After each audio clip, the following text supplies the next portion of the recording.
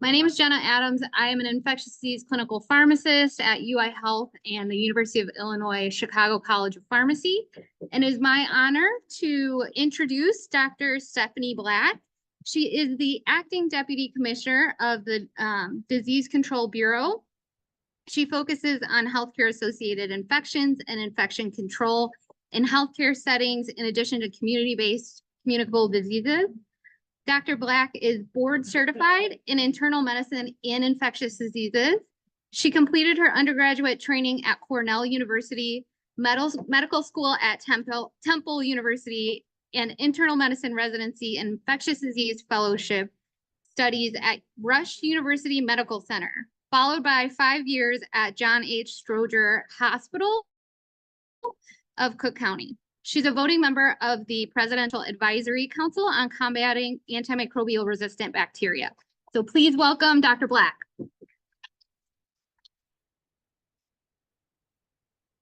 Thank you very much.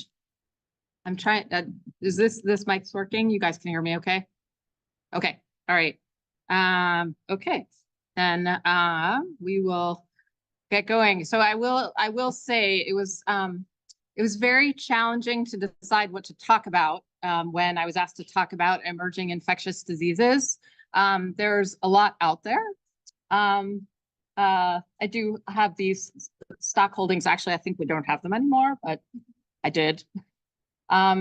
So I am just encouraging you right now, when you fill out your evaluation, if you want to hear about emerging infectious diseases that are like not related to antimicrobial resistance, then please write that on your evaluation. So next year we can really like hit some of these other diseases, or speakers can do that, because that's kind of what I struggled with. But I thought if you spent your day here for stewardship, then you probably do really want to hear about MDROs, but I could have guessed wrong. So because of that, I do have a couple of slides just and the links at the bottom of the slide are where you can get a whole lot more information if you want to know what is going on with measles.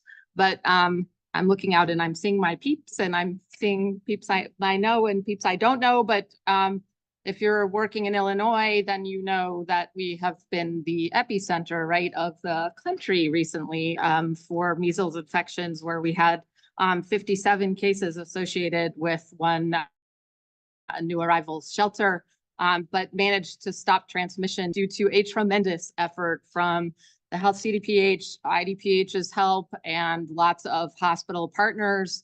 Patients had to be admitted for isolation. It was a huge effort, and thank you to all who contributed.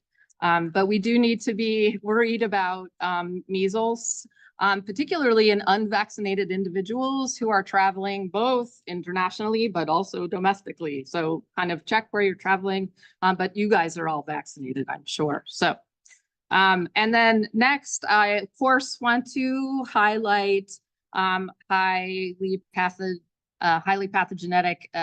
pathogenic avian influenza, in which there are a total of, I was reading 9 cases, 4 that are following exposures to dairy cows, and now added to the list are 5 cases that are related to poultry.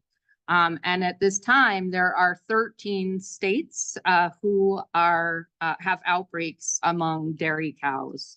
And so this is a major issue, and we're very interested in doing right-sized influenza surveillance as we approach the fall. Big topic.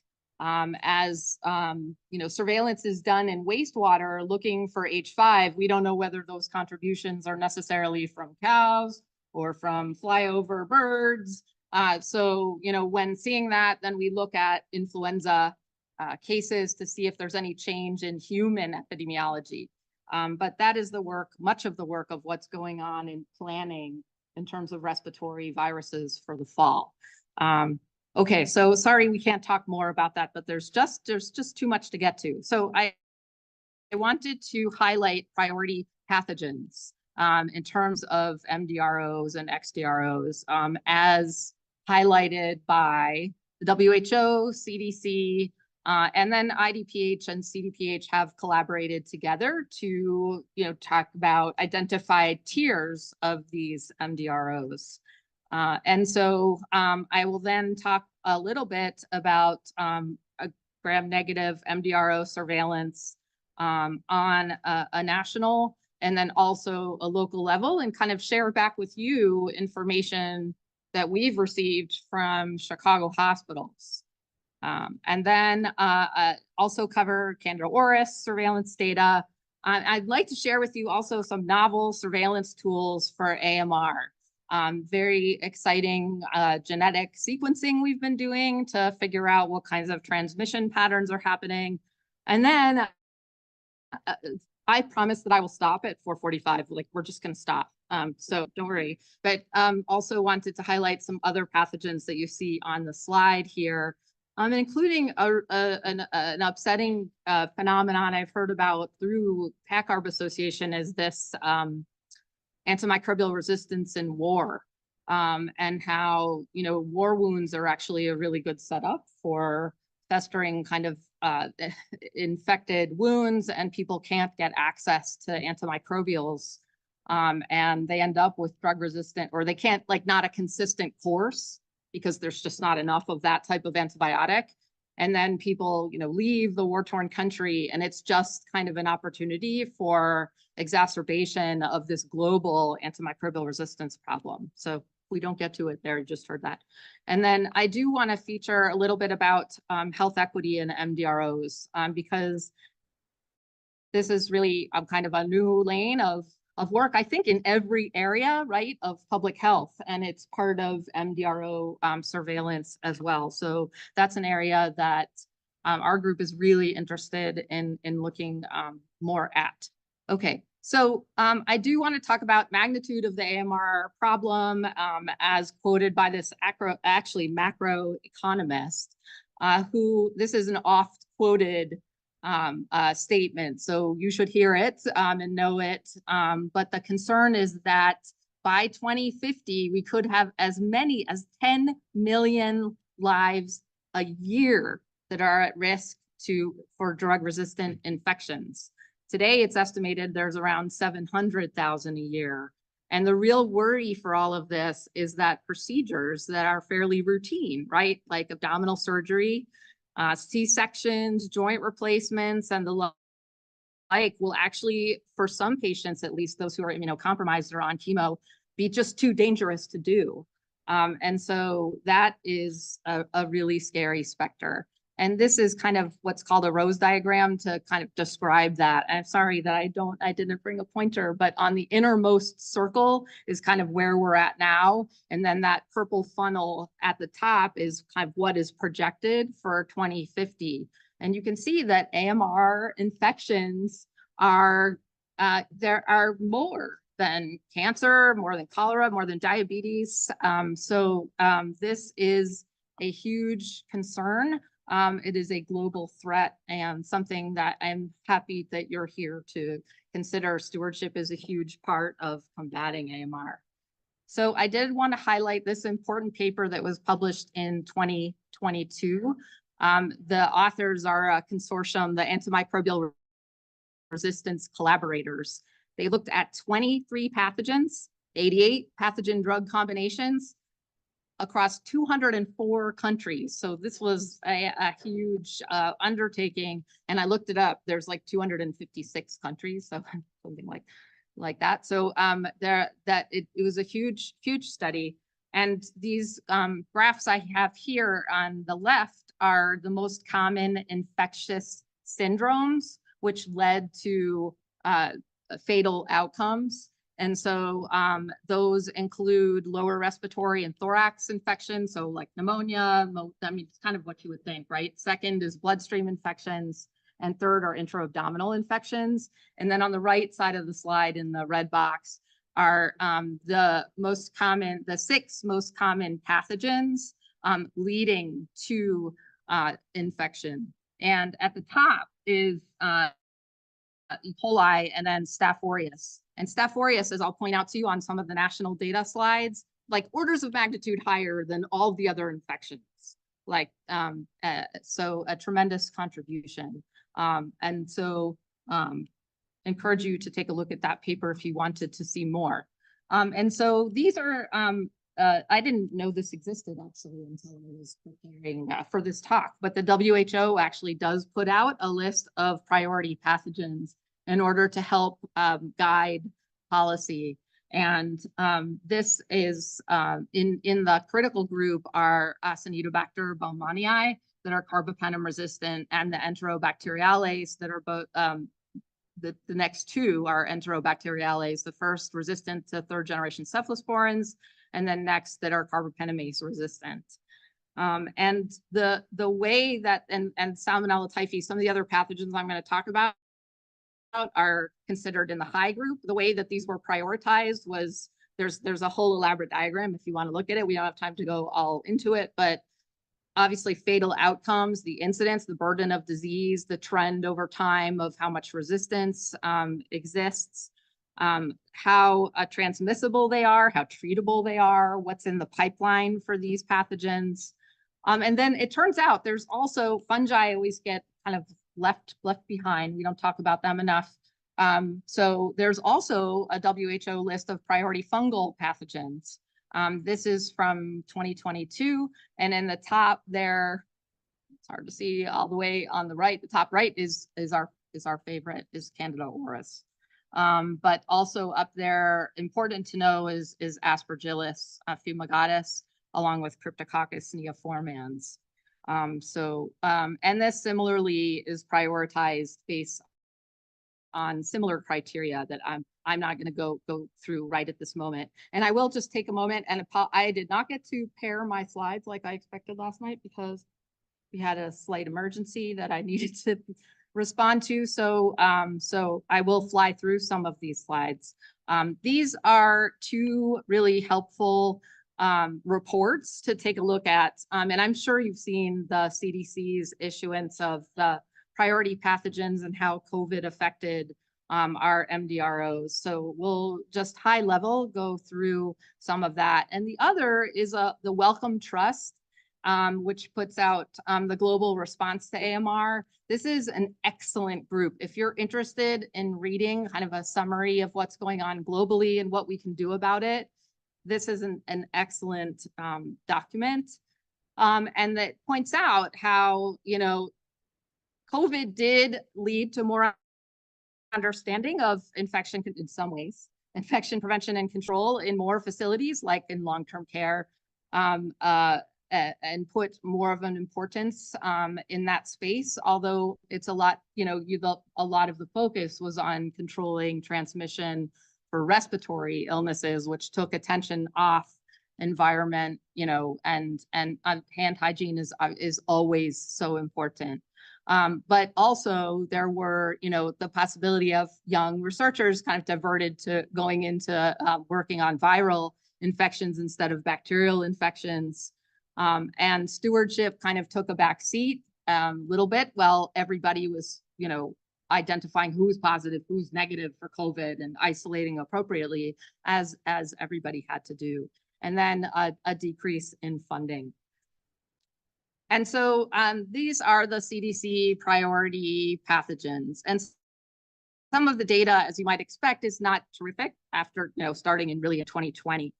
And so I'll just go through these very quickly, but I do want to set up, because what I want you to appreciate is kind of the relative contributions of the different pathogens. And so the vertical bar all the way to the right of the slide at the top, you can see that that's the total number of infections caused in 2020, and the contribution that are hospital onset drug resistant are in the light blue. And notice that CRE is responsible for 12,000. Wait till I show you MRSA. But it's still, this is a lot, and there's substantial morbidity and mortality, of course, from CRE that we worry about. And then with ESBLs, these are infections that used to, we would treat urinary tract infections with an oral antimicrobial, right, as an outpatient. And now some of these require carbapenem treatment, so that patients need to be admitted for IV antibiotics. So an increase in this pathogen as well as carbapenemase resistant Pseudomonas aeruginosa, and that number going up a little bit from CRE 12,000 over all the way on the right, 28,000. There was a decline. This kind of held steady. At the top bar, I cut and pasted from the table to kind of show the graphs next to each other, but shows the trend over the 3 years prior. And this is what I really wanted. I mean, look at that contribution of MRSA to causing infections overall, and still like 279,000. So it's very eye-opening, I think, to see that. But of course, a high priority for all healthcare facilities. But rising proportion of hospital onset MRSA infections. And then, of course, we see this increase in Candida auris, which landed here in Chicago early on in 2016. So prioritizing containment is the goal. This is the framework set out by CDC with tier 1, tier 2, tier 3, and tier 4 pathogens. Tier 1 being the most concerning. And I'll just flip through those pretty quickly, but novel refers to a pathogen that we never or rarely see, and I'll get into an example in just a moment. Targeted are pathogens that the local health department, along with the state, sort of select. These may be regional, so they may differ from one part of Illinois to another. And the response elements are highlighted at the bottom of the slide. And so these are the various, many of you would have been a part of when we call you up and we want to know what's going on in terms of where, what room people are in, and mapping and consideration for personal protective equipment, along with laboratory surveillance. Rarely, environmental sampling is rarely done. And of course, IPC measures. So in the green are interventions we always do, in yellow usually, and then blue sometimes. And for tier 1, this we go all out for, because these are pathogens or genes that we do not see. MCR1 is a good example. This happened in 2016 in a patient in Pennsylvania, and there was like an all hands response. There were about 100 people who were, 200 people actually, who underwent surveillance testing. This person had not traveled internationally, no livestock exposure, and had repeated admission to 4 different healthcare facilities, but culturing did not determine a source.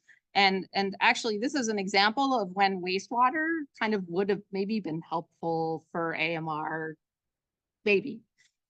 So that jury is out, and we'll get to talk about that when I talk about novel surveillance mechanisms. But just to go through these a little bit more, tier 2, there are less kind of interventions that are there are more, I should say, that are done rarely.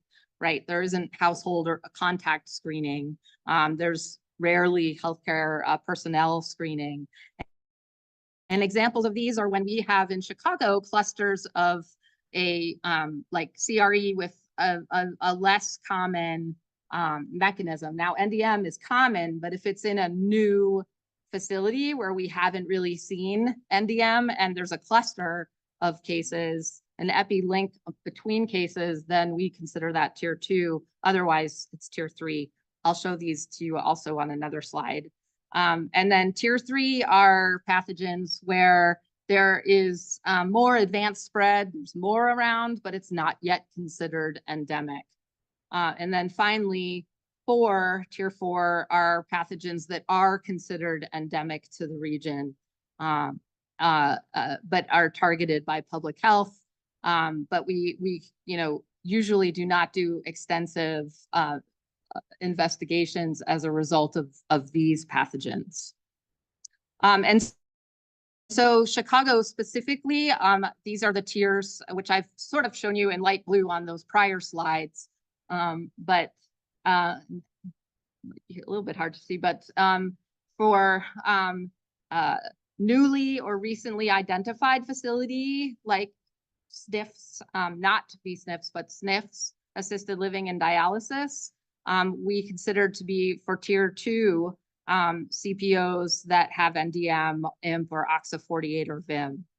And then for more VSNFs or LTACs, where we see a lot of these pathogens commonly, even Candida auris is tier 3 for us, kind of sadly. But notice it's tier 2 for SNFs. And then finally, for acute care facilities, this is when we're really looking for the epi link. If you have several cases of a CPO with those particular genes like NDM, OXA48 or VIM, then we do generally inquire about an epi investigation for those. And then I do just briefly want to show you this, but I'm not going to go through it because that'll take too much time. But these are currently the information sources by which we draw what I'm about to show you. So I'll show you back kind of the surveillance that we see through the XDRO registry. The submissions of information through INEDs, the case report forms, allow us to look at risk factors. That I know has been that's a ton of work, but unless we get that information, we can't sort of turn it around to you. So as we ask about case report forms and the details of patients, you know, particularly around changing epidemiology of Candida auris, that is the reason for that ask. I believe it is new now that the request has been made to enter those both clinical into XDRO and INEDs, and I apologize for that double data entry. Okay. I'm gonna keep going now. All right, so there are some caveats. XDRO is not deduplicated, so you know there may be multiple cultures per person represented. So I'm just going to go through these quickly. These are surveillance that we get through our point prevalence surveys and also clinical reports from you. And I'm gonna, the lens kind of goes in and out a little bit here. So the time frame, this is scaling back to 2019 through May 2024. And you know, the major pathogen overall is carbapenem-resistant Enterobacterialis with crab. You know, we have less uniform data on that. Idph was doing a study in earlier years where crab laboratories were submitting carbapenem-resistant Acinetobacter baumannii. And in the pink is CRPA. So these are the reported the mechanisms. So CRE by mechanism, and this is again 2019 to 2024, and majority are mechanism unknown, and then of course KPC, but NDM is the next most common mechanism. And for crab, OXA is the most common for when it is known. I understand. I think that Idph will be splitting out the different mechanisms in XDRO in the future. So we'll be able to see what's 23, 48, and the various OXAs, and then CRPA here by mechanism. And VIM is the most common, but you'll notice the N is way smaller than the others, right? It was like 3,000 for CRE. So this is much less commonly found and also less commonly reported. And then this is showing you some data by the facility type. So here are tier 2, so less frequently encountered pathogens that we see in VSNFs and LTACs. And then just gonna flip through these quickly. Tier 3 we see in VSNFs and LTACs, maybe about, you know, around 40 to 50 a month, but these, the contribution of course, of our PPSs is shown here because in the dark blue are Candida auris screening cultures. The light blue are clinical cases. So this is a little bit of a gamish, like some screening, some clinical. We need to be able to break those out to share back with you. And I'll show you some bloodstream infection information. So this is a little bit of a combination of those things. So the dark blue bars, which are so, the majority here is due to screening point prevalence surveys.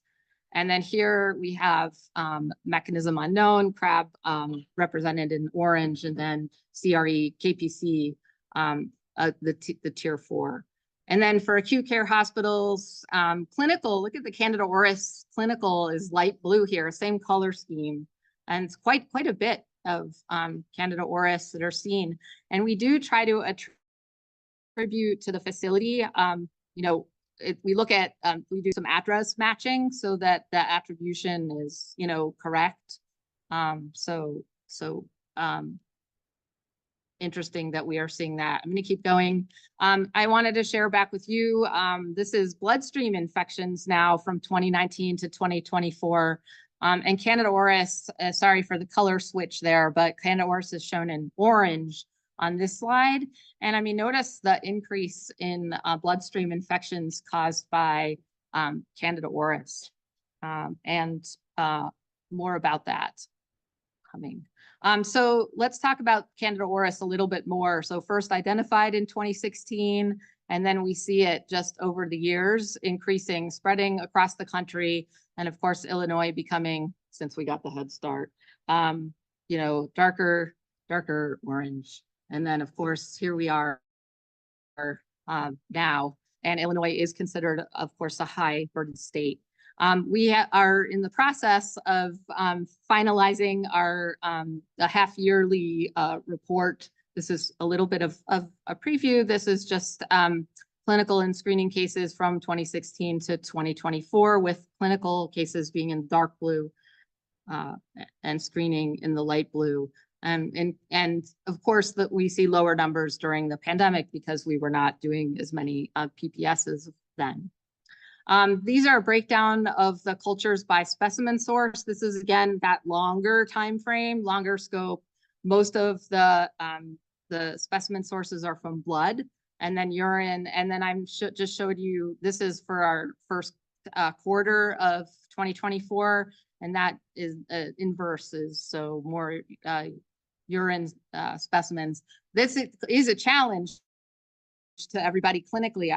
I know, because right, is it a real infection? That really needs to be looked at, especially because the echinocandins are the treatment of choice and they don't get into the bladder. So that I think we need to look at that a little bit more. We couldn't cross match these with NHSN, but that would certainly be interesting.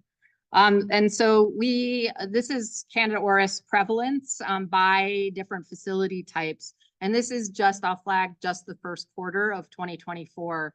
And do notice too that the number of facilities represented are really quite small.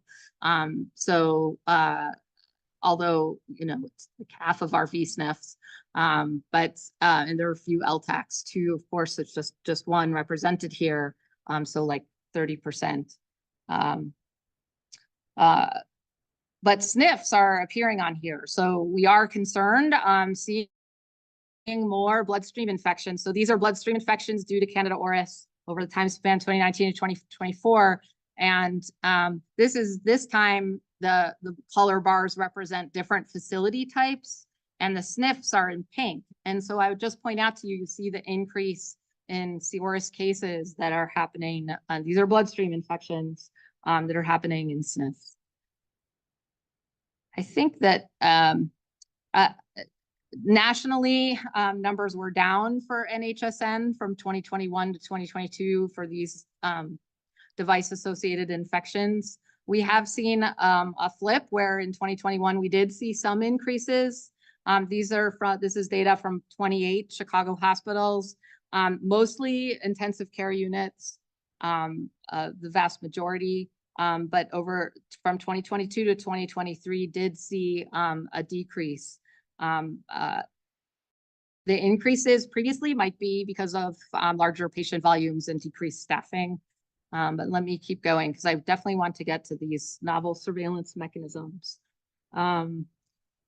All right, so as we've discussed already at the start of this talk, just how big of a deal global, the issue with AMR globally. So I think we've established that there's a burden of disease. And it is interesting to be able to collect data on, maybe neighborhoods that we aren't necessarily, we're not doing surveillance cultures in. And maybe it would be interesting to trend over time. But I think we need to really make more of a case for what we would do about it. I'm kind of on the fence about whether this, what I think this is early days for AMR in wastewater. I do think the example of the MCR gene, that patient in Pennsylvania, where you have a relatively rare gene, to see it pop up in wastewater would be significant. And you might then be able to kind of work backwards, see what the facilities are that are contributing in that region, and then do like a PPS. So, I mean, it's possible that there's something there. But I think that it remains a little bit to be seen. So I'm on the fence about that. But I do want to talk about this transfer network and genomic analysis. And I should have mentioned my colleague, Sydney Thipin, who made some of those other surveillance slides. And I will mention my colleague, Kelly Walbley, who many of you know, who has moved on to Michigan, but who gave a talk on this at CSTE, very interesting. And I'm just going to give you like a snapshot of 2 clusters so you can get a sense of this. But just a quick phylogenetic tree orientation, and I am really wishing I brought that pointer.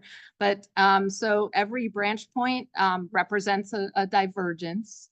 And so the length of the horizontal line indicates the single nucleotide polymorphism differences. So how different one isolate is from another. And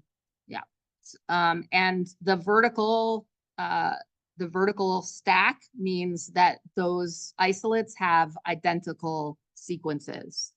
And so I'm going to talk through 2 different clusters.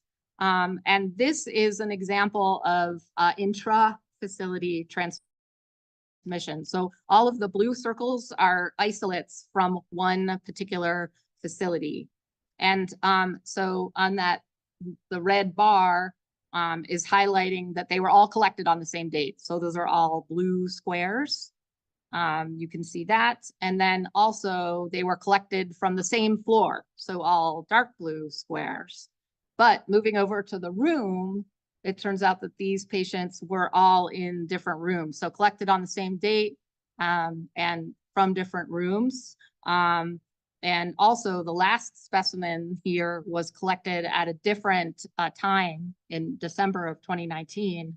And so this taken together is really suggestive that intra-facility transmission is occurring. And I should have given this a little bit more of a setup. These isolates were all obtained from stored point prevalence surveys that our team has done over the years. And we got these from the Wisconsin ARLN, who stored those specimens. And so now we're able to get them back and kind of look at the relationship, both in intra-facility, and then the next cluster is descriptive of inter-facility transmission. So here again, the colors all represent the different types of facilities. Orange VSNF, blue LTAC, one LTAC, and then light green, another LTAC, and then a rehab facility in the dark green. And so here we see LTAC 1 admits to VSNF 1, and the rehab facility, LTAC 2, does the same. And then finally, the rehab facility discharges to VSNF1. We cannot tell directionality here, but it's clearly these patients are shared among these facilities, and so are their pathogens, so are their with which they are colonized. So it's good evidence to show, I think, administrators and teams that transmission is occurring, and helps to kind of identify where you might intervene. Like, should you be doing admission screening? Well, if you're one of these facilities, that might really help. So I think that this is a practice that will have more and more usefulness. So I wanted to share that with you. And then moving on to talk about, again, burden of MDROs, is this is an editorial paper that is about some of the major intervention studies that were published by Dr. Susan Huang's group out of UC Irvine. And there's two major papers, and I don't have like a lot of time to get into these. But the one on the bottom is doing decolonization. So the decolonization is using chlorhexidine bathing every time a patient is bathed, and then nasal iodophor, and it's given like twice a day for 5 days on admission, and then every other week, another course. And so that is the decolonization regimen. And in both, so the study that was published in JAMA is a consortium of healthcare facilities, 16 hospitals, 16 nursing homes, and 3 LTACs. The other on the upper side is the same sort of decolonization among 28 nursing homes. And they were able to show a significant decrease in hospitalizations due to infection with the use of this decolonization practices. But the editorial does talk about the fact that there are two one, they both have editorials, and really that this is a very intensive practice, and what I just described is very labor intensive. And also, the direct implication, I mean, there were other practices going on like skincare, making sure wounds were attended to, and the individual contributions of the chlorhexidine versus the iodophor were not measured. But I think the major message that that going it alone is no longer an option. And whether you look at that from a facility standpoint about who's in your network, I think I've shown you some data, right? Like from the genetic sequencing to on these studies, that you really want to be in communication with who's transferring to you, who you're transferring to. But then I'll also say, your health department, your local health department does want to work with you on trying to control these. So I just highlighting that going it alone, I really liked that. It's no longer an option, and we need to work together. And so to that end, we are actually going to be working with some facilities looking at the effect of bathing, because that was one of the criticisms too. Like, if you could just bathe patients better, then, can that decrease the MDRO prevalence and decrease admissions due to infection? So that is something, that's very important, but it's also very hard to bathe people correctly. Like, we need hot water or hot wipe. Like that is a tall order.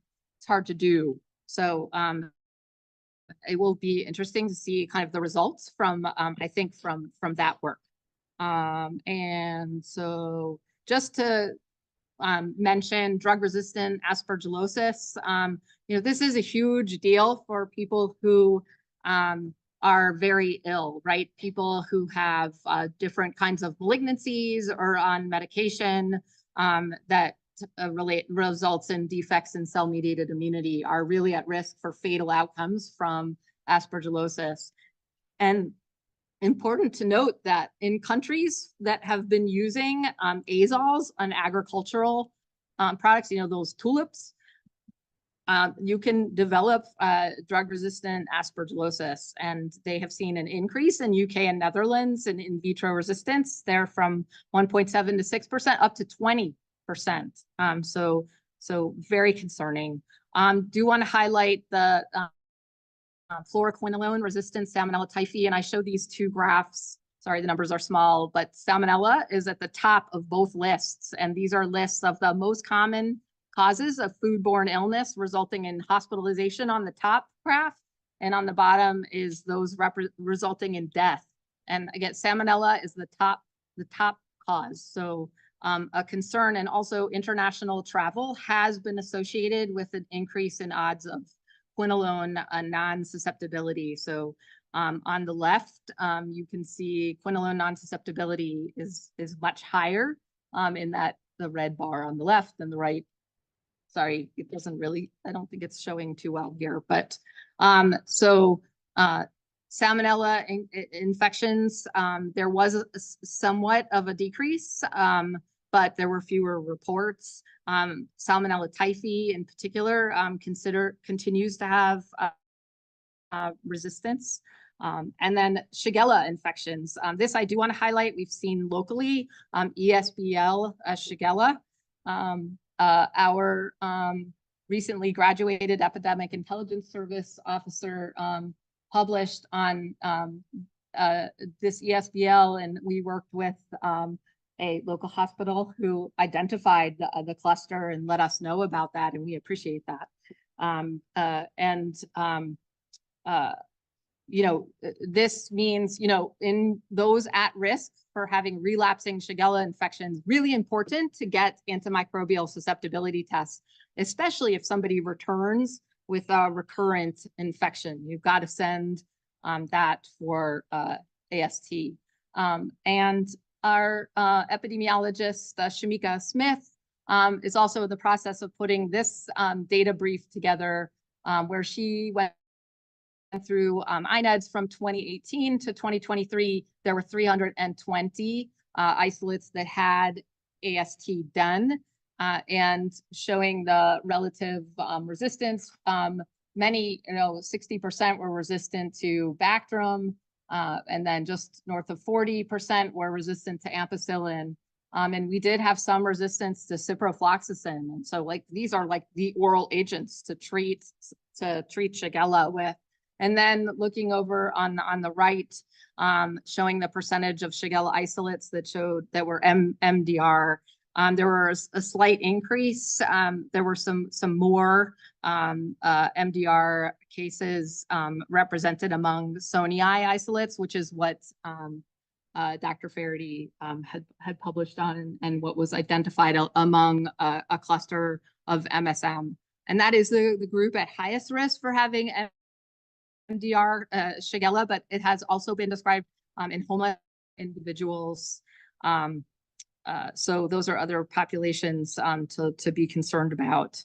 I do want to mention drug-resistant Neisseria meningitidis.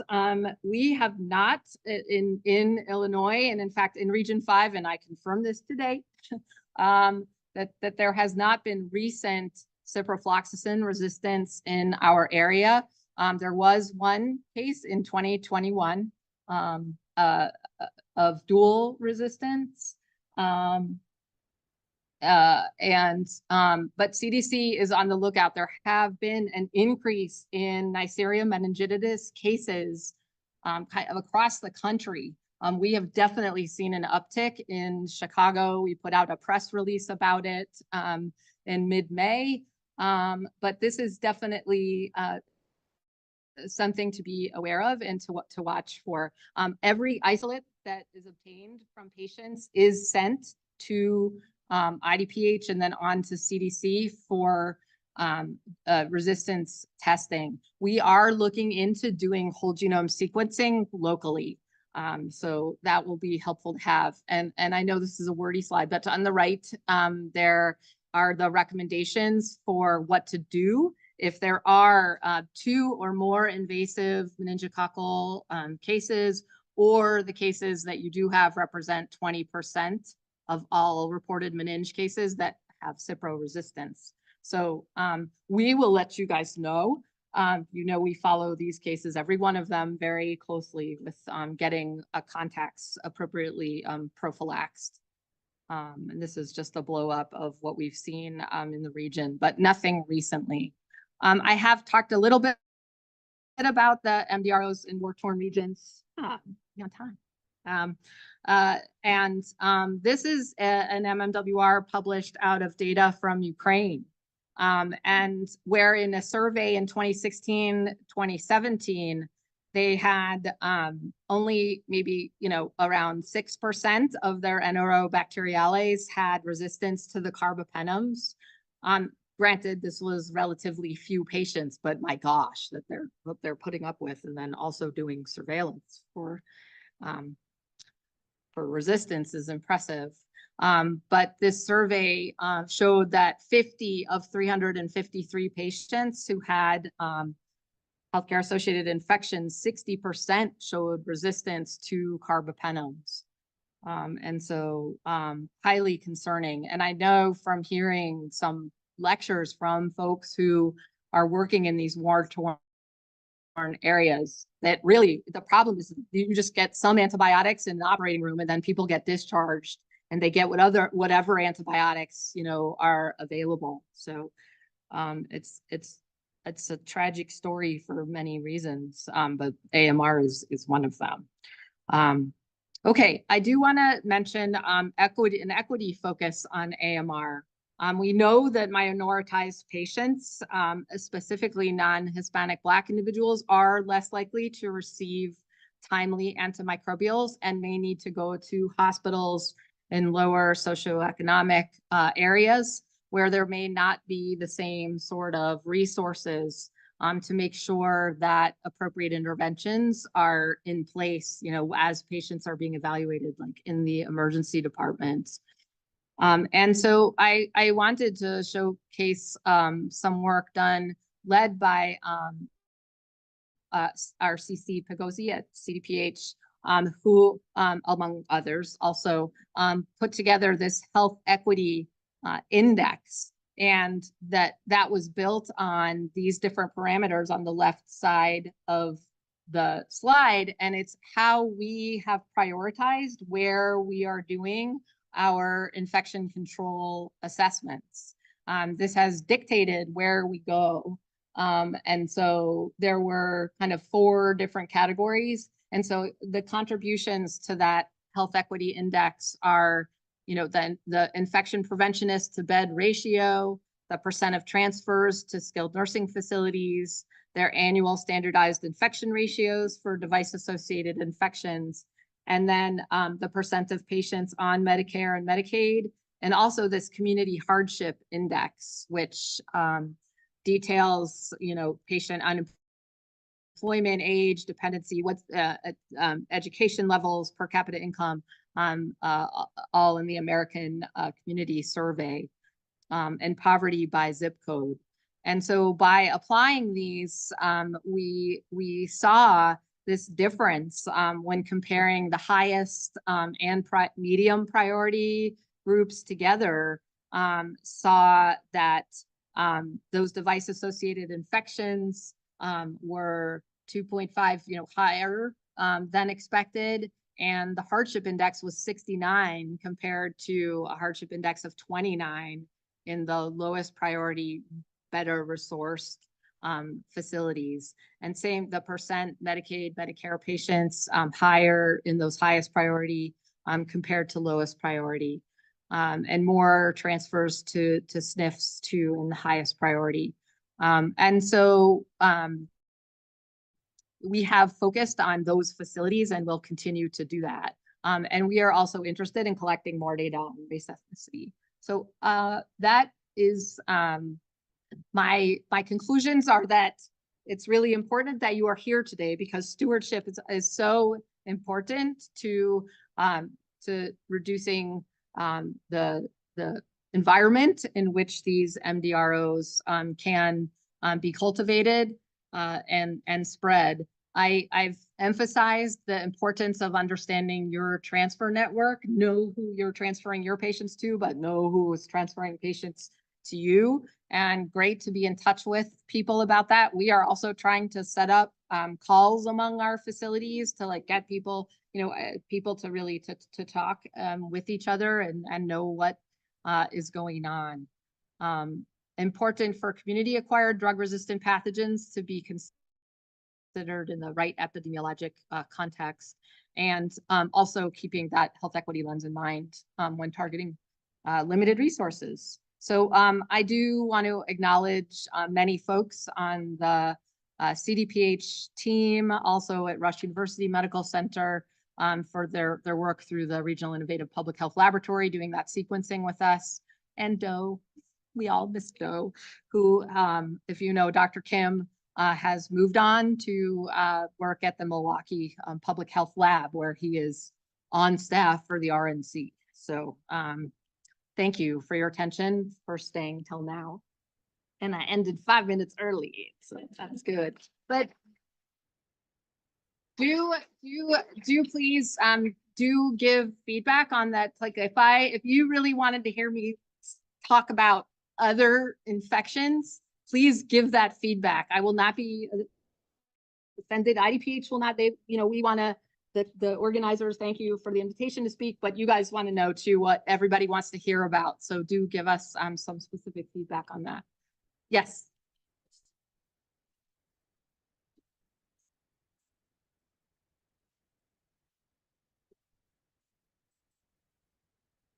Yes, we do, and are reporting out on that, right, Larissa?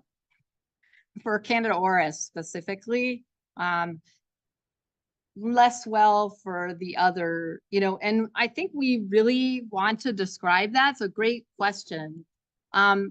It's just that the snapshot that we have is 2 snapshots in time, and we don't want to make too many assumptions about that. And, were there other clinical instances in between? But we do know for sure that patients go from positive negative to positive negative. But I appreciate the question. We are going to be sharing like the number. I think it's a maybe 25% or some that we know of, but you only know about the people when they're colonized beforehand because you happen to catch them. So it's a little skewed. Yeah. Why do we have to keep people with Candida auris on a private room when they're interested in the building? Yeah. So because Candida auris gets into the environment, much like VRE, I think there's concern for, it's, colonizing a neighboring roommate. I think the idea of putting 2 Candida auris patients together, residents together, we have, somebody correct me if I'm wrong, but we have said that that's okay. You can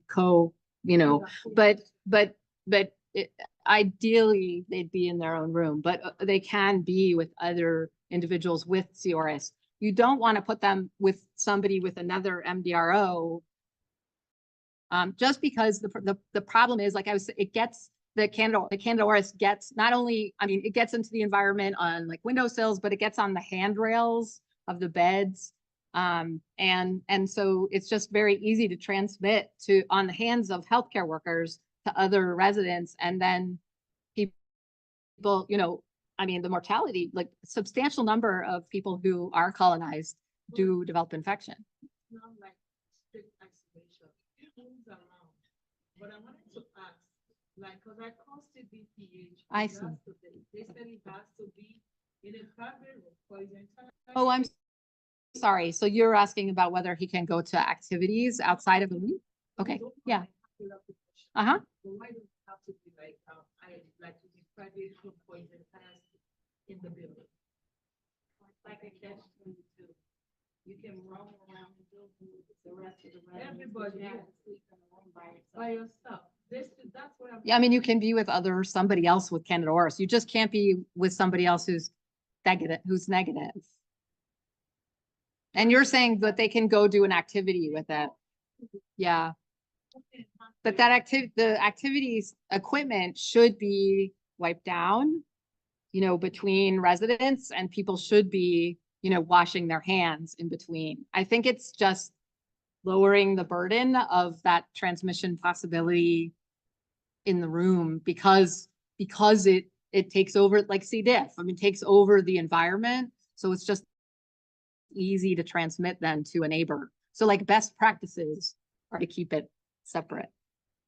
I think you don't want to take away their whole, like if you're if you, I mean, that's the reason for EBP, I think too, like you don't want to take away all of their activities because they're deemed to be sort of chronically colonized, right? Like, as I was saying about this positive, negative, we don't want to take people off. Does anybody want to add? I was just gonna say, EBP is supposed to be intuitive. So when you're looking at what the person's doing, how high contact of an activity is happening outside of their room. So I think that's part of the reason why they should be in a room by themselves. I don't have any CRs. What? Have you done swabbing? Sorry.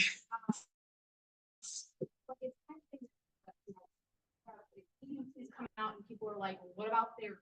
What about this? What about that? Like, why do we have to EBP after this? So I think you have to look at like, what are the activities that this resident is doing outside of their room? And that drives what you do versus what's in their room. They're touching everything. They're laying on their bed. They're sitting in their chair. They're touching all the things.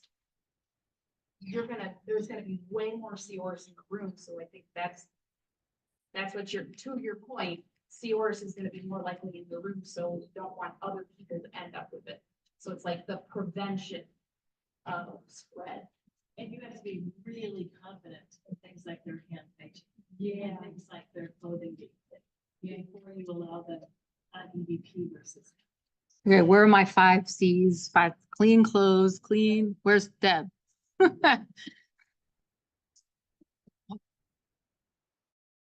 Anyway, but to your, like, I mean, the whole, everything, the whole body, the wheelchair, everything must be clean when they're I mean, you have to be good about that. Was there another? Yes.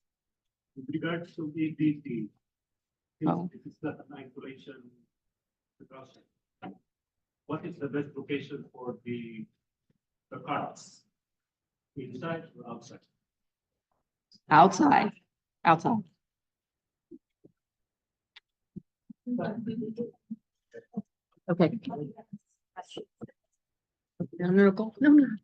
We can still keep doing questions, but anyone that has, that wants CE, please come see me. I have the sheets. And it's 4:45, so please feel welcome to come up and I can answer your questions if I want to let